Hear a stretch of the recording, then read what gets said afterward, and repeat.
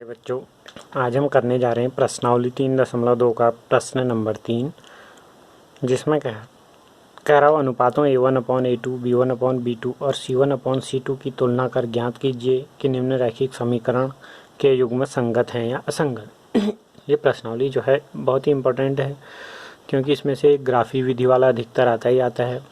फिर या तो पूछता है समीकरण युग्म हमको दिए होंगे, या तो कब किसी साल आ जाता है कि संगत हैं या असंगत ये बताओ, या फिर एक हल हैं, अनेक हल हैं, या कोई हल नहीं है ये बताओ, या रेखाओं की कंडीशन बताओ कि वो रेखाएं आपस में प्रतिच्छेद करती हैं, समपाती हैं या संगत हैं। तो इस टाइप से कुछ न कुछ ज़रूर आता है। तो इसके लिए हमको पता होना चाहिए, जिसने इससे पहले की वीडियो नहीं देखी है, इस प्रश्नावली का इंट्रोडक्शन वीडियो हो गया और फिर जिसमें हमने पहला और दूसरा प्रश्न किया है वो वाला, उनको ज़रूर देख लें ताकि आसानी से समझ में आ जाए। जब हमको समीकरण युग्म दिए रहते हैं जैसे ये है, तो हम क्या करते हैं, उन समीकरणों की तुलना करते हैं। किससे? A1x + B1y + C1 = 0 और A2x + B2y + C2 = 0 इससे। ठीक है, जैसे ये समीकरण इस रूप का नहीं है ना, यहाँ C इधर है, या तो दोनों में C इधर होंगे तब भी कोई फ़र्क नहीं पड़ेगा। ठीक है, इधर लाने पर दोनों माइनस बनेंगे। जब हम C1/C2 करेंगे तो माइनस से माइनस कट जाएगा। अब -5/-7 लिखें चाहे 5/7 लिखें, उतना फ़र्क नहीं पड़ेगा। मतलब हमने ये देखना है कि दोनों में C या एक ही साइड होना चाहिए। फिर क्या करते हैं हम, यदि हमारा जब हम इन समीकरणों से पहले समीकरण की तुलना इससे, दूसरे की इससे करेंगे, तो हमने ये देखना है तुलना करके कि A1/A2 बराबर B1/B2 आ रहा है या नहीं आ रहा है। यदि दोनों आपस में बराबर नहीं आ रहे हैं तो क्या होता है, तब रेखाएं आपस में प्रतिच्छेद करती हैं। यदि हमें प्रतिच्छेद, संपाती और समांतर पूछा जाए, और यदि हमारा क्या आ जाए A1/A2 बराबर आ गया B1/B2 के, तो फिर हम निकालेंगे C1/C2। और यदि वो भी इनके बराबर आ गया तो उस कंडीशन में रेखाएं क्या होंगी, समपाती। समपाती का मतलब होता है एक रेखा के ऊपर से ही दूसरी रेखा का ग्राफ आएगा। फिर यदि आया हमारा A1/A2 बराबर आ गया B1/B2 के, तब हम निकालेंगे C1/C2। और यदि वो इसके बराबर नहीं आया तो इस कंडीशन में रेखाओं क्या होती हैं, समांतर। ठीक हो गया। अब जहाँ पर रेखाएं प्रतिच्छेद करती हैं वो बिंदु उनका हल कहलाता है। प्रतिच्छेद जहाँ पर एक दूसरे को काटती हैं, यहाँ प्रतिच्छेद करने वाली रेखाएं इस टाइप से होंगी, कहीं पर एक बिंदु पर काटेंगी, इसका मतलब इस कंडीशन में होता है एक हल। और जब रेखाएं संपाती होती हैं, संपाती रेखाएं मतलब एक रेखा उसके ऊपर से ही दूसरी रेखा, यानी कि हर बिंदु पर ये रेखाएं काट रहे हैं, ऐसे इसके क्या होंगे, अनेक हल। अपरिमित रूप से अनेक हल हो जाएंगे। और जब समांतर होंगी, समांतर रेखाएं मतलब एक दूसरे को काटेंगी ही नहीं कहीं पर, तो इस कंडीशन में कोई हल नहीं, कोई हल हमको प्राप्त नहीं होगा।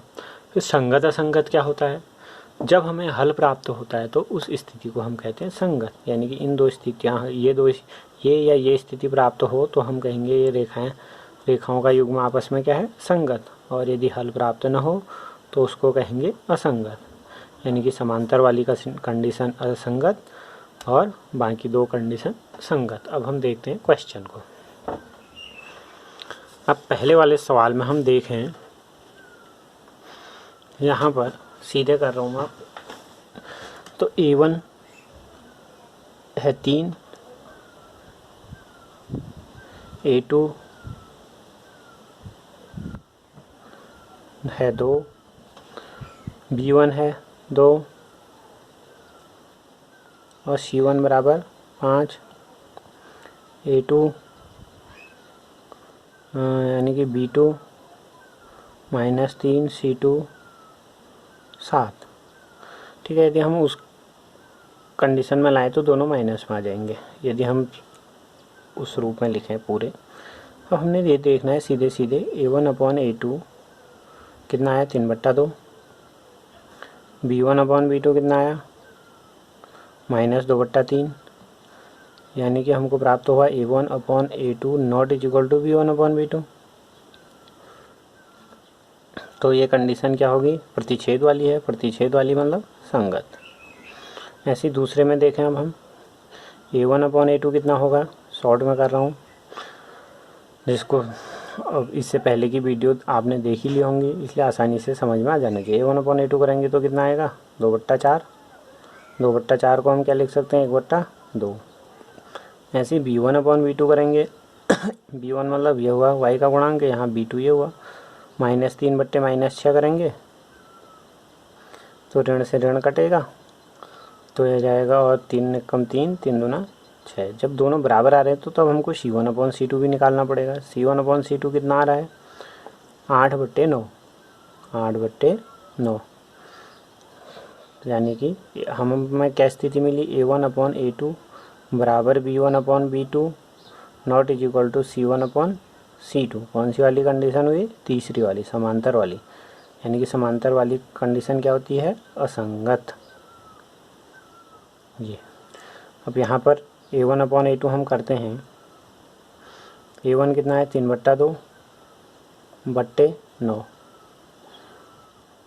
अब क्या होगा, ये 9 यहाँ जाएगा, यहाँ जाएगा। 9 मतलब 9/1 समझ लो। जब दो भिन्न होती हैं तो भिन्न उल्टा हो जाती है, यानी कि 3/2 गुणा 1/9 इस टाइप से कटा 3 बार, यानी कि 1/6 आ गया। ठीक हो गया, 3 दूना 6। B1/B2 बराबर 5/3/-10। ये 10 यहाँ गुणा हो जाएगा इसी हिसाब से, तो हो जाएगा -5/3 गुणा -10। इससे कटा 2 बार, यानी कि आ गया 1 माइनस में है ये, 3 दूना 6 -6। दोनों आपस में बराबर नहीं आए, यानी कि A1/A2 not is equal to B1/B2। यानी कि पहली वाली कंडीशन, तो रेखाएं आपस में क्या हो गए, संगत हो गए। तो इस प्रकार से हमने निकालना है संगत या असंगत वाला। ठीक हो गया। ऐसे ही हम अगले भाग भी कर लेंगे, सेम यही है। A1/A2 B1/B2 C1/C2 निकालना है। अनुपातों की तुलना कर दी, और तुलना कर दी तो पहली दो कंडीशन आ रही हैं, तब तो हो गया तुम्हारा संगत और वरना हो गया असंगत। फिर यदि हम अगला प्रश्न देखें, क्वेश्चन नंबर कौन सा, ये हमने करा क्वेश्चन नंबर 3। अब हम यदि देखें क्वेश्चन नंबर 4। क्वेश्चन नंबर 4 में भी कह रहा हूँ, निम्न समीकरण, हमको समीकरण युग्म कुछ दिए हैं, उसमें संगत और असंगत बताना है। यदि संगत है तो ग्राफी विधि से हल करो। संगत असंगत कैसे करना है वो हमने इस प्रश्न में बता दिया है। ग्राफी विधि से हल कैसे करना है वो हमने क्वेश्चन नंबर 1 वाले में बताया है, और इंट्रोडक्शन पार्ट में भी बता रखा है। तो यदि हमने पहली, दूसरी और तीसरी वीडियो देखी हैं तो क्वेश्चन नंबर 4 को हम आसानी से कर सकते हैं। तो सभी इसको खुद करेंगे। यदि फिर भी ना आए तो कमेंट में मुझे बताएं, फिर मैं नहीं तो उसका भी एक वीडियो बना दूंगा। सरल है, मुझे उम्मीद है कि जिसने तीनों वीडियो देखी होंगी तो उनको आसानी से समझ में आ जाएगा। अब हम देखते हैं उसके बाद हमारा अगला प्रश्न, क्वेश्चन नंबर 5 को हम यदि देखें, क्वेश्चन नंबर 5 क्या है। क्वेश्चन नंबर 5 में कह रहा है हमसे, एक आयताकार बाग जिसकी लंबाई चौड़ाई से 4 मीटर अधिक है।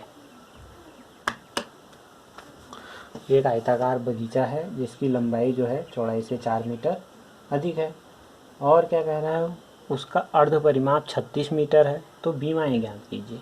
बीमाएँ मतलब हमने लंबाई और चौड़ाई जो है उसकी ज्ञात करनी है। तो हम मान लेंगे, माना लंबाई हमको दी है, लंबाई मान ली x और चौड़ाई हमने मान ली y। पहली कंडीशन, लंबाई चौड़ाई से 4 मीटर अधिक है। लंबाई क्या है, अधिक है, किससे, चौड़ाई से। अब यदि हमने दोनों को बराबर करना है, यदि हम चौड़ाई में 4 जोड़ दें तो दोनों क्या हो जाएंगे, बराबर, यानी कि x बराबर हो जाएगा y/4 इस हिसाब से। ठीक हो गया। यदि हम इसको सही लिखें तो हम x - y = 4, समीकरण नंबर 1। फिर क्या करो, इसका अर्ध परिमाप 36 है। अब कैसा है, आयताकार भाग है। आयत का परिमाप क्या होता है, 2 गुणा लंबाई धन चौड़ाई, ये तो होता है परिमाप। अब वो बात कर रहा है अर्ध परिमाप की। अर्ध परिमाप मतलब इसका आधा, ये कितना है, 36 है। 2 से 2 कटा, यानी कि लंबाई धन चौड़ाई बराबर 36। लंबाई धन चौड़ाई मतलब हमको क्या प्राप्त हो गया, एक्स धन वाई। एक्स धन लंबाई धन चौड़ाई बराबर 36। लंबाई है एक्स धन वाई बराबर 36। ये हमको हो गया दूसरा समीकरण प्राप्त हो गया। ठीक है। अर्ध परिमाप मतलब परिमाप का आधा। परिमाप आयत का क्या होता है, परिमाप होता है क्या, यहाँ पर तो अर्ध परिमाप हो गया। परिमाप होता है 2 गुणा लंबाई धन चौड़ाई, अर्ध कह रहा था तो उसका आधा कर दिया, बराबर 36। 2 से 2 कटा, लंबाई धन चौड़ाई बराबर 36। पहला समीकरण ये प्राप्त हुआ, दूसरा समीकरण हमको ये प्राप्त हो गया। अब हमने ग्राफी विधि से हल करना है इसको। ग्राफी विधि वाली एक्सरसाइज है तो उसी से हल करते हैं, अगली विधि हम फिर सीखेंगे। तो ग्राफी विधि से हल करना है तो इसके लिए अब हम क्या करेंगे, टेबल बना देंगे। टेबल बनाते हैं, जैसे समीकरण 1 के लिए बनाना है हमने।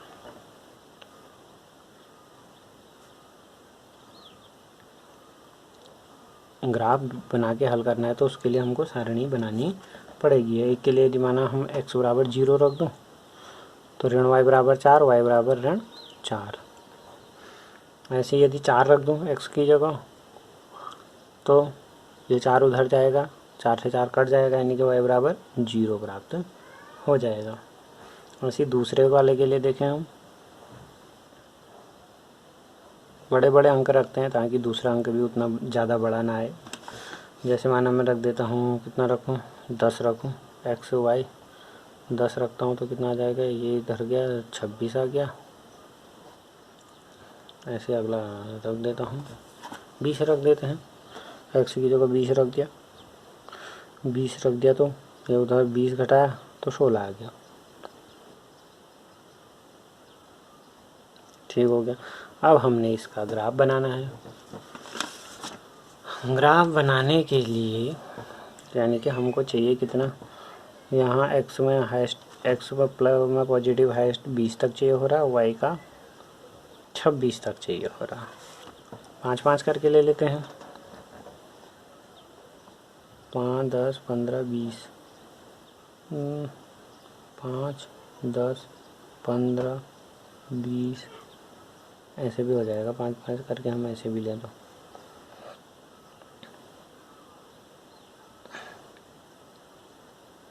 5, 10, 15, 20, 25, 30 ऐसे। फिर y का भी हमको पॉजिटिव ही चाहिए, हाइस्ट 26 तक, नेगेटिव तो 4 ही चाहिए। 5, 10, 15, 20, 25 अपनी सुविधा के हिसाब से ले सकते हैं, 5, 10 ऐसे भी ले सकते थे। अब हमको पहला बिंदु, पहले लाइन का ग्राफ खींचें तो उसके लिए हमारा पहला बिंदु क्या है, 0, ऋण 4। एक्स का 0 तो यहीं पर होगा, y का ऋण 4। ऐसे 5 यहाँ पर है तो जब यहाँ से 10 खाने ये हुए, 10 खाने हुए, 20 खाने में 5 लेगा हमने तो एक, यानी कि एक खाना हुआ 4 एक खानों का, 4 खानों टोटल यहाँ से यहाँ तक 20 छोटे खाने हुए, और हमने 20 खानों के बाद 5 लिखा है, यानी कि 4 खानों का एक अंक बना। तो हमने करना है 0, ऋण 4। एक्स का 0 यहीं हुआ, y का ऋण 4, यानी कि 4 चक्को 16 खानों के बाद 10, 5, 15, यानी कि यहाँ पर ये आ जाएगा 0, ऋण 4। फिर दूसरा बिंदु है 4, 0, 4, 4 यानी कि यहाँ पर 4, 0। इनसे जाने वाली अब हमने क्या खींच लेनी है, रेखा। टेढ़ा हो गया, चलो देखते हैं, क्या पता यहीं तक हो जाए।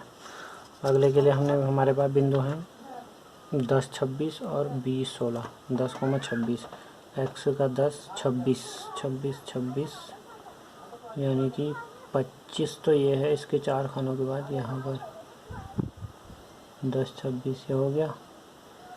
और फिर है हमारे पास 20 16, x का 20 y का 16 y का 15 ये हुआ 15 के यहाँ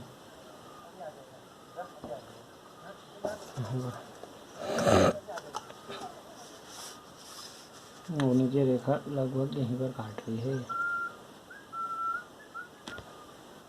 20 16 पर काट रही है लगभग।